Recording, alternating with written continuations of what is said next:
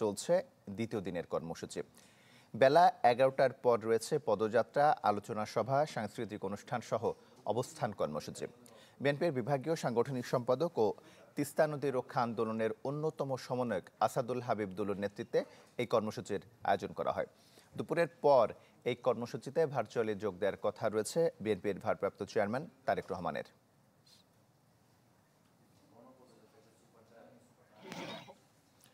লালমনিরহাট থেকে বিষয়ে আরো খবর জানাতে যুক্ত হচ্ছেন শাহনিয়াজ বাবলু। বাবলু, আজকের কর্মসূচি বিষয়ে জানাবেন। তমাল, আজকের যে কর্মসূচি লাগাতার যে 2 দিনের কর্মসূচি, যে তিস্তা বাঁচাও আন্দোলনের আজকে এখন পদযাত্রা চলছে। এখানে এই পদযাত্রা শুরু হয়ে যেই লালমনিরহাট যে সেতু পয়েন্ট থেকে শুরু হয়েছিল সেটি এখন চলবে এখান থেকে কাউনিয়া সেতু পয়েন্ট যেটা, সেখানে যাবে। আপনি দেখতে পাচ্ছেন বিপুল সংখ্যক এই নেতাকর্মী এবং স্থানীয় জনগণ এখানে অংশ নিয়েছেন। বিশেষ করে আজকের যেই এই আন্দোলনের অন্যতম নায়ক আসাদুল হাবিব দুলু, তিনি এখন আছেন। আমরা তার সঙ্গে একটু তাকে যাব। দুলু ভাই, আপনারা তো আজকে পদযাত্রা করছেন, আপনাদের 2 দিনের লাগাতার কর্মসূচি, আপনাদের মূল লক্ষ্যটা কি, দাবিটা চাচ্ছেন? আমরা তো দাবির কথা বারবার উচ্চারণ করছি যে তিস্তা নদীর পানির ন্যায্য হিস্যা আমরা চাই। এটা ভারতের কাছে পতিত সরকার কোনোভাবেই চুক্তি স্বাক্ষর করতে পারেনি, নতজানু পররাষ্ট্রনীতি থাকার কারণেই ক্ষমতায় থেকেছে, কিন্তু তিস্তা নদীর স্বার্থ রক্ষা করেনি। আমরা সেটা যেমন চাই, পাশাপাশি একটি পরিকল্পনা করা হয়েছিল তিস্তা পাড়ের মানুষের পুনর্বাসনের জন্য, সেটাও আমরা বাস্তবায়ন চাচ্ছি। আমাদের 48 ঘন্টার কর্মসূচি আজকে দ্বিতীয় দিন, আজকে সারা ধরনের থাকবে। এই মুহূর্তে আমরা পদযাত্রা করছি, একটু পরে আমরা তিস্তার পানিতে নেমে দেখাবো সারা বিশ্বকে যে তিস্তায় কোনো পানি নাই। এভাবেই চলবে আমাদের সারাদিন এবং সারা রাত। জি দর্শক, এমন শুনছিলেন যে আজকের যেই 2 দিন ব্যাপী যে কর্মসূচি চলছে তিস্তা বাঁচাও আন্দোলনের যে অন্যতম সমন্বয়ক বিএনপির রংপুর বিভাগীয় সাংগঠনিক সম্পাদক আসাদুল হাবিব দুলু, তিনি এতক্ষণ আমাদের সঙ্গে যুক্ত হয়েছিলেন। তিনি বলেছেন তারা যেটা দাবি করছেন যে তারা দীর্ঘদিন ধরে যে লড়াই সংগ্রাম করে আসছেন তিস্তা বাঁচাও আন্দোলন জন্য, যে তিস্তার জন্য, সেটা তারা বাস্তবায়ন চান এবং যে ভারতের কাছ থেকে যে ন্যায্য হিস্যার যে দাবি সেটি তারা চান। পাশাপাশি তারা বলছেন যে দীর্ঘ সময় ধরে তারা তাদের যে উত্তরবঙ্গের যে 5টি জেলা রয়েছে, বিশেষ করে রংপুর, লালমনিরহাট, কুড়িগ্রাম, গাইবান্ধা সহ যে জেলাগুলো রয়েছে, পার্শ্ববর্তী প্রায় 247 কিলোমিটার এলাকা জুড়েই যে এখানকার মানুষ তিস্তার পানি থেকে বঞ্চিত হচ্ছে, তারা ন্যায্য হিস্যা পাচ্ছে না। তো তারা আজকের এই সব ব্যাপক কর্মসূচি, যে কর্মসূচিগুলো পালন করছে, কর্মসূচির মধ্য দিয়ে তারা বুঝাতে চাচ্ছেন, দাবি জানাচ্ছেন যে তাদের যে আগামী দিনে যে পানির যে ন্যায্য হিস্যার যে বন্টন, সেটা যাতে তারা পায়। তমাল। বাবলু, আপনাকে ধন্যবাদ। লালমনিরহাট থেকে আমাদের সঙ্গে যুক্ত হয়েছিলেন শাহনিয়াজ বাবলু। 250টিরও বেশি ডিজাইন অপশন নিয়ে ওয়ালটন স্মার্ট ফ্রিজ, বোঝে আপনার প্রয়োজন। রাজধানীর পিআইবিতে তারুণ্যের উৎসবে কথা বলছেন উপদেষ্টা মাহফুজ আলম। আমরা সরাসরি চলে যাচ্ছি সেখানে। আমরা পুরোটা করতে সক্ষম হইনি। পুরোটা করতে তখনই সক্ষম হব যখন আমরা এই নির্বিচার হত্যায় কারিগরদেরকে বিচারের কাঠগড়ায় করাতে পারবো এবং তাদের বিচার কার্য সম্পাদন করতে পারবো। তেমনিভাবে যেই শহীদরা, যেই তরুণরা এবং আমরা বাংলাদেশের আপামর যে জনগণ, শুধুমাত্র শহীদরাই নয় বরং আহতদের একটা বড় অংশ, কয়েক হাজার আহত, সরকারি হিসাবে 12-14 হাজার আহত আছেন, কিন্তু আমরা মনে করি যে প্রায় 1.5 লক্ষের মতো আহত আছেন সারা বাংলাদেশ জুড়ে, যারা হয়তো কিছু চিকিৎসা নিয়েছেন, হয়তো তাদের নাম লিপিবদ্ধ হয় নাই। তাদের পরিবারও এখন পর্যন্ত কাতরাচ্ছেন, তারা কাতরাচ্ছেন, তাদের পরিবার কাতরাচ্ছেন, তারা সবাই আহত, তারা সবাই এখনো সংক্ষুব্ধ। আমরা তাদের সংক্ষুব্ধতাকে অনুভব করি এবং সরকারের জায়গা থেকে আমরা মূলত বাংলাদেশকে স্থিতিশীল জায়গায় আনার জন্য যেই আমাদের গত 6 মাসের যেই পরিশ্রম বা আমাদের যেই চেষ্টা, সেটা ছিল, কিন্তু আসলে সেই চেষ্টাকে যদি জনগণের যে আশা ছিল, বিশেষ করে এই বিচারের, এই শহীদ এবং আহতদের উপরে যে নির্বিচার গণহত্যা চলেছে তার বিচার, এবং তাদের যে স্বপ্নটা ছিল পুরো বাংলাদেশ জুড়ে মানুষের, সেই স্বপ্নটা ছিল সংস্কারের স্বপ্ন। সেই সংস্কারে ছিল মূলত এই পুরা দেশের যে রাষ্ট্রযন্ত্র নির্মাণ করেছিল হাসিনা, বিশেষ করে একটি দলের এক দল, এক দেশ এবং এক রাষ্ট্র, এক দল, এক দেশ, এক নেত্রী বা এক নেতা, এক রাষ্ট্র, এই রাজধানীর পিআইবিতে তারুণ্যের উৎসবে কথা বলছেন উপদেষ্টা মাহফুজ আলম। আমরা সরাসরি সম্প্রচারে ছিলাম। আত্মপ্রকাশ করতে যাওয়া নতুন রাজনৈতিক দল ঘিরে আলোচনা সবখানে। কবে আসবে, কে থাকছেন নেতৃত্বে, কেনই বা হবে নতুন রাজনৈতিক দলটি? অন্তর্বর্তী সরকারের উপদেষ্টার পদ থেকে পদত্যাগ করে কি দলে যোগ দেবেন ছাত্র উপদেষ্টারা? এমন নানা প্রশ্নের উত্তর দিয়েছেন দলটির সদস্য সচিব পদে আলোচনায় থাকা আক্তার হোসেন। জুমাতুল বিদার ধারাবাহিক প্রতিবেদনের প্রথমটি আজ।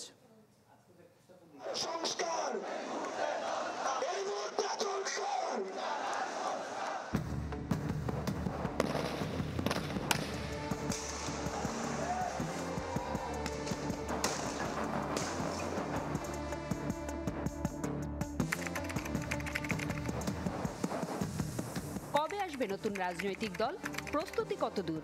বাংলাদেশে যে ডানপন্থী বামপন্থী রাজনীতি আছে তার বাইরে গিয়েও একটা নতুন মধ্যমপন্থী রাজনীতির প্রত্যাশার কথা আমরা দীর্ঘ সময় ধরে শুনে এসেছি। একটা রাজনৈতিক শূন্যতার জায়গাও ছিল এবং একই সাথে তারুণ্য নির্ভর এবং এই অভ্যুত্থানের স্পিরিটকে ধারণ করে নতুন বাংলাদেশ বিনির্মাণের স্বপ্নকে ধারণ করে যে রাজনৈতিক দলের কথা আমরা বলে আসছি, আমরা আশাবাদী যে ফেব্রুয়ারির শেষার্ধেই আনুষ্ঠানিকভাবে এই দলটি তার আনুষ্ঠানিক যাত্রা শুরু করবে।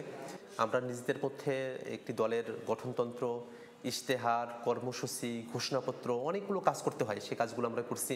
নেতৃত্ব বাছাইয়ের কাজটা করতে হয়, সেই কাজগুলো আমাদের মধ্যে একই সাথে সমানতালে চলছে। লক্ষ্য কি কেবল এবারের নির্বাচন? উদ্দেশ্য ও ভবিষ্যৎ পরিকল্পনাটাই বাকি। খুব অল্প সময়ের আশা ভরসা নিয়ে আমরা আমাদের যাত্রাটা শুরু করছি না। বাংলাদেশ রাষ্ট্রটাকে একটা সার্টিন সময় পরে আমরা কেমন দেখতে চাই সেরকম ধরনের পরিকল্পনা আমাদের মধ্যে রয়েছে। আমরা এমন একটা দল এখানে প্রবর্তন করতে চাই যেখানে পরিবারতন্ত্র নয়, বরং ব্যক্তির যোগ্যতাই সেখানে মুখ্য বিষয় হয়ে দাঁড়াবে। এবং একই সাথে কোনো একজন ব্যক্তি তিনি আজকে প্রধান হলেন, এর মানে তিনি আজীবন দলের প্রধান, এরকমটা আমরা এখানে দেখতে চাই না। এবং একই সাথে আমরা যে বাংলাদেশের রাজনৈতিক বন্দোবস্তের কথা বলছি, সেখানে একই ব্যক্তি রাজনৈতিক দলের প্রধান এবং প্রধানমন্ত্রী একই সাথে হতে পারবেন না, সংসদ নেতা হতে পারবেন না। এই যে কথাগুলো আমরা বলছি, এটার মধ্য দিয়ে আসলে আমরা বহু নেতৃত্বের কথাকে আমরা বলছি। একক নেতৃত্বের মধ্যে আমরা আসলে সীমাবদ্ধ থাকতে চাই না। এরকম নতুন একটা পরিস্থিতির কথাই আমরা বাংলাদেশে উত্থাপন করতে চাই। কারা থাকছেন নেতৃত্বে? সরকারের যারা উপদেষ্টারা আছেন, তাদের মধ্যে যারা ছাত্র প্রতিনিধি আছেন, তাদের একটা অংশগ্রহণ যেন আমাদের দলে থাকে, এটা মানুষের প্রত্যাশার জায়গা তৈরি হয়েছে। তো আমরা এই কথা বলছি যে শুরুর সময়টাতেই থাকতে হবে, নট নেসেসারি। যেহেতু আমরা দীর্ঘ সময় একই সাথে রাজপথে লড়াই করেছি, তারা তাদের যে দায়িত্ব আছে সে দায়িত্ব পালন করার পরেও তারা আমাদের সঙ্গে যুক্ত হতে পারেন। শুধুমাত্র তরুণদের যে নেতৃত্বে এই দলটি প্রকাশিত হবে বিষয়টা এমন নয়। আমরা এমন কিছু মানুষদেরকে আমরা খুঁজছি যে মানুষেরা হয়তো দীর্ঘ সময় ধরে বাংলাদেশের রাজনৈতিক পরিস্থিতি পর্যবেক্ষণ করেছেন, তাদের একটা অভিজ্ঞতার জায়গা তৈরি হয়েছে, তারা সিনিয়র সিটিজেন হিসেবে তারা স্বীকৃত হয়েছেন, প্রাজ্ঞ, এমন অনেক মানুষও আমাদের সঙ্গে আসলে যুক্ত হবেন। দলের আদর্শ? ডান বামের যে বাইনারি আছে সেখানে আমরা নিজেদেরকে ফেলতে চাই না। আমরা একটা মধ্যমপন্থী রাজনীতির কথা বলছি, যে মধ্যমপন্থী রাজনীতিতে বাংলাদেশের যারা দীর্ঘ সময় ধরে এখানে ইসলামোফোবিয়ার যে চর্চা হয়েছে তার বাইরে এসে একটা রাজনীতির কথা আমরা বলছি।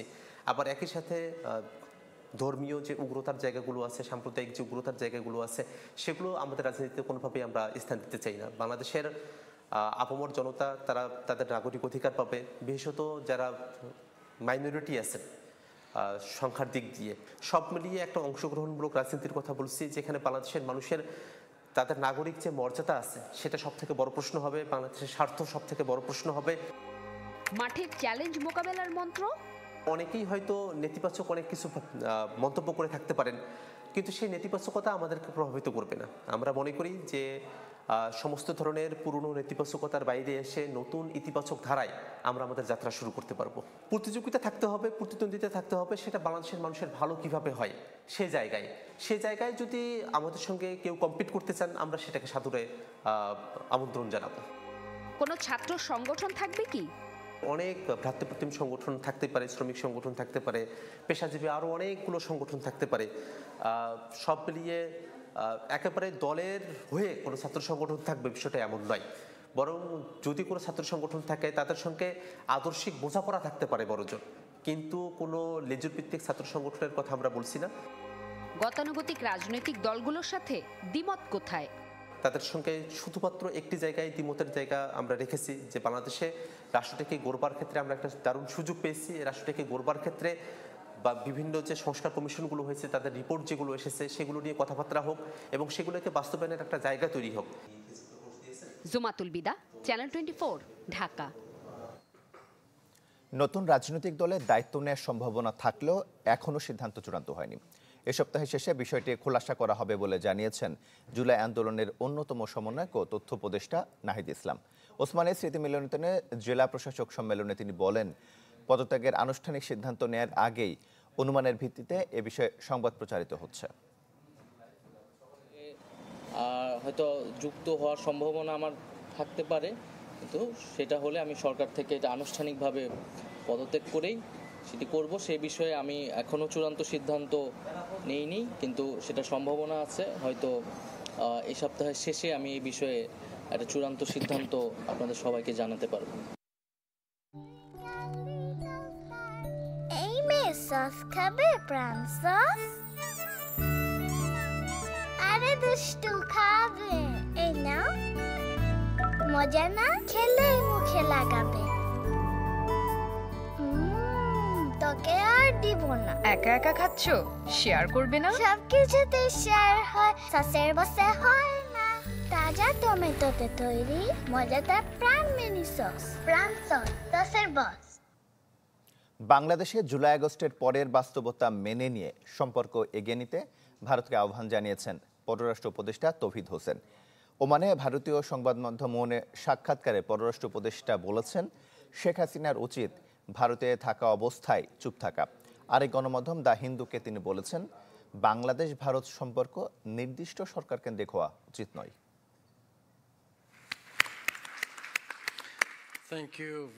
ওমানে ইন্ডিয়ান ওশান কনফারেন্সে অংশ নিয়েছেন পররাষ্ট্র উপদেষ্টা তৌহিদ হোসেন।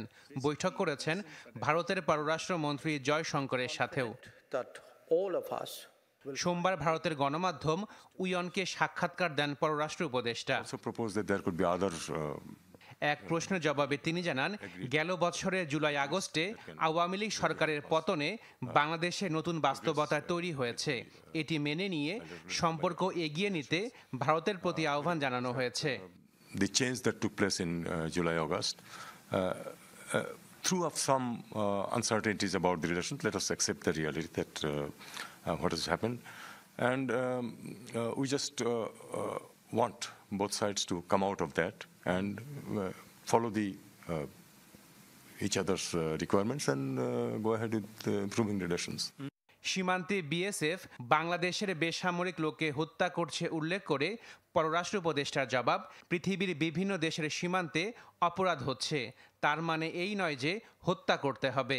আর পাকিস্তানের সাথে সম্পর্ক বৃদ্ধির বিষয়ে উপদেষ্টা বলেন, এতে ভারতের নিরাপত্তা ঝুঁকিতে পড়বে না। There are crimes in every border in the world. That doesn't mean that they shoot people to kill. If anyone has broken the law, can be arrested, taken to court, the court, Indian court. The court will decide what is to happen to them. We just look at Pakistan as just as another country. We are going to just normalize relation with Pakistan. I don't see any reason why Indian security should be jeopardized because of that. ভারতে আশ্রয় নেয়া শেখ হাসিনার বক্তব্যের প্রতিক্রিয়ায় ধানমন্ডি 32-এ শেখ মুজিবের বাসভবন ভাঙচুর করা হয়েছে এ কথা জানিয়ে পররাষ্ট্র উপদেষ্টা বলেন, এতে ভারতের উদ্বিগ্ন হবার কিছু নেই। তবে সেখানে থাকা অবস্থায় শেখ হাসিনাকে চুপ থাকতে হবে বলেও মত দেন তৌহিদ Hossain. It happened sort of as a reaction to the incendiary statements of Sheikh Hasina, who is now living in India. I would like to see a situation in which, when she is staying in India, she keeps quiet. উইয়নকে তৌহিদ হোসেন জানান, আসন্ন বিমস্টেক সম্মেলনে বাংলাদেশ ভারত দুই দেশের প্রধানের সাথে সাক্ষাৎ হবার সম্ভাবনা আছে। So there is an opportunity for the two of them to meet. আশাকিন প্রিন্স, চ্যানেল 24, ঢাকা। জুলাই আগস্ট গণহত্যার মামলায় আওয়ামী লীগ সরকারের সাবেক 12 মন্ত্রী সহ 16 জনকে ট্রাইব্যুনালে হাজির করা হয়েছে। সকালে ডিবি থেকে আনা হয় সালমান এফ রহমানকে। কাশিমপুর কারাগার থেকে হাজির করা হয় শাহজাহান খান, হাসানুল হক ইনু, রাশিদ খান মেনন, জুনায়েদ আহমেদ পলককে। নারায়ণগঞ্জ কারাগার থেকে নিয়ে আসা হয়েছে গোলাম দস্তগীর গাজীকে। এছাড়া কেরানীগঞ্জ কারাগার থেকে হাজির করা হয়েছে কামাল মজুমদার, আমির হোসেন আমু, কামরুল ইসলাম, ফারুক খান, আব্দুর রাজ্জাক, তৌফিক এলাহি, আনিসুল হক, দীপুমণি, বিচারপতি শামসুদ্দিন মানিক ও সাবেক সচিব জাহাঙ্গীর আলমকে। এদিকে শেখ হাসিনার মামলায় তদন্ত প্রতিবেদন দাখিলে দিন ধার্য হয়ে রয়েছে আজ।